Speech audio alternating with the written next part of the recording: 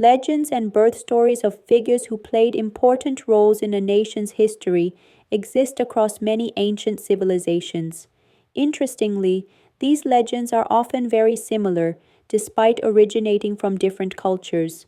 The pattern in these stories is usually something like this. A king has a dream in which he learns that a child will soon be born who will destroy his rule. As a result, the king tries to kill the newborn. However, the baby survives, either hidden by unknown people or saved by an animal, and grows up in secret. Eventually, the child returns, leads a rebellion, and triumphs. This type of story probably sounds familiar to you. In this video, we're going to look at 5 different stories from 5 different civilizations that follow this exact theme to see how similar these myths really are.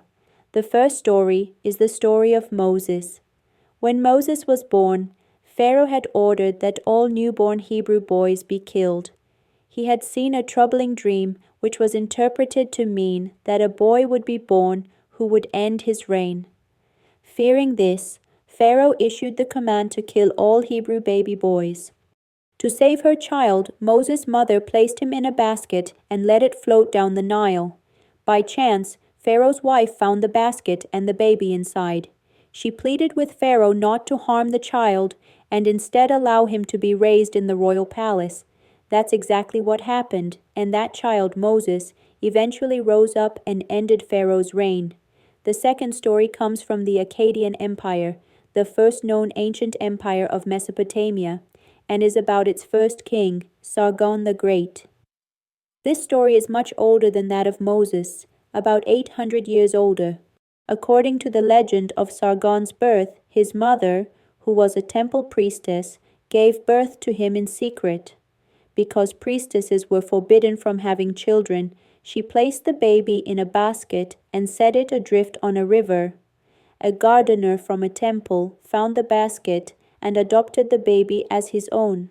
Sargon eventually grew up, rose to power, and founded the Akkadian Empire.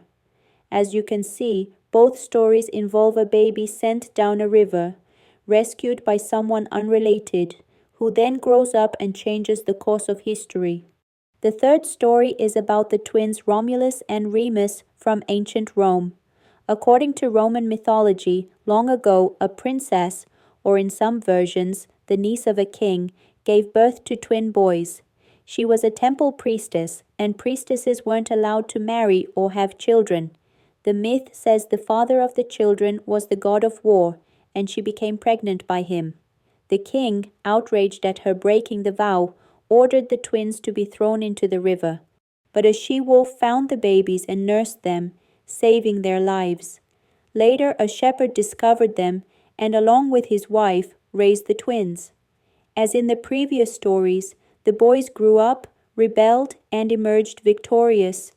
At the end of this story, the twins decide to build a new city together, but a conflict arises between them, and Romulus kills Remus. He then names the new city after himself, calling it Rome. The logo of a football team from Rome, Italy, is also inspired by this myth. It shows a she-wolf nursing 2 baby boys. In that story too, the children are cast into a river, raised by a shepherd. And interestingly, in both of the previous stories, the mother is a temple priestess who gives birth. In one of them, the child is fathered by a god of war, meaning a priestess becomes pregnant by a god. What does that remind you of? That's right, the story of Jesus' birth by his mother, Mary. Now, let's move on to the fourth story, this time from Greece. An ancient Greek king named Laius was deeply upset about not having an heir. He brought this concern to the oracle of Delphi, asking what he should do. The oracle explained that what seemed like a curse was actually part of the god's plan. However, the prophecy warned that if he and his wife had a child, the child would grow up to kill him and marry his own mother. Despite this, Laius and his wife conceived a son. About 9 months later, their baby was born, the very child who, according to the prophecy, would kill his father and marry his mother. Following the familiar pattern, King Laius took the baby from his mother's arms and ordered him to be left in the wilderness to die. But the baby was saved by a shepherd who later gave him to another king from a different land. This second king adopted the child and named him Oedipus. Years passed, and the child grew up.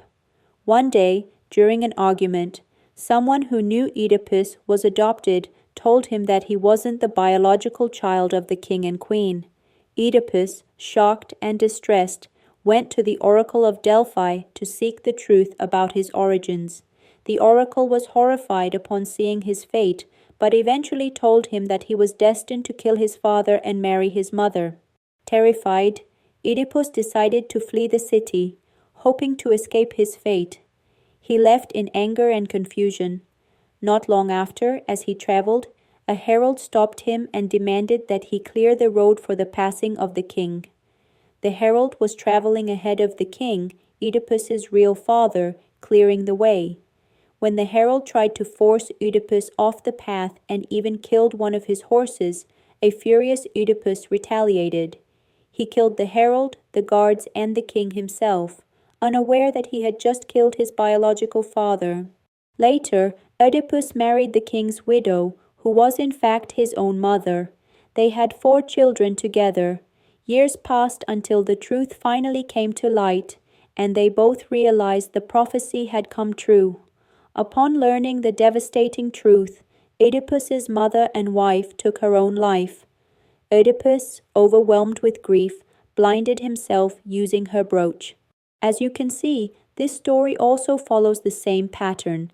A king receives a prophecy, tries to avoid it by abandoning his child.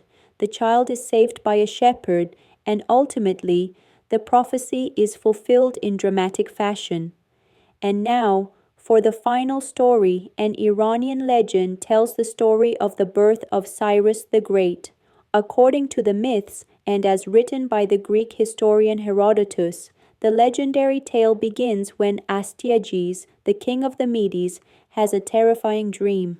When he wakes, shaken by what he's seen, he urgently summons the seers to interpret his dream. They tell him that his daughter will give birth to a child who will overthrow him and end his reign. Alarmed by the prophecy, Astyages calls for his pregnant daughter and orders one of his generals, Harpagus, to kill the child once it's born.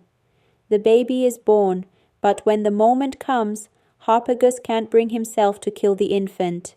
Instead, he hands the newborn to a shepherd and instructs him to carry out the task. Coincidentally, the shepherd's own child had just died at birth, so he decides to save the baby. He presents his own son's body to the officials, claiming he had completed the order. And so the child, Cyrus, survives and grows up, eventually becoming a brave and powerful man. Later, he rises up against Astyages, who is actually his grandfather, defeats him in battle, and takes over the Median Empire, founding one of the greatest empires in ancient history.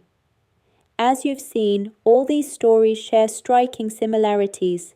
They highlight how civilizations, myths, and legends have influenced one another, transcending borders and races, and show just how connected people have always been.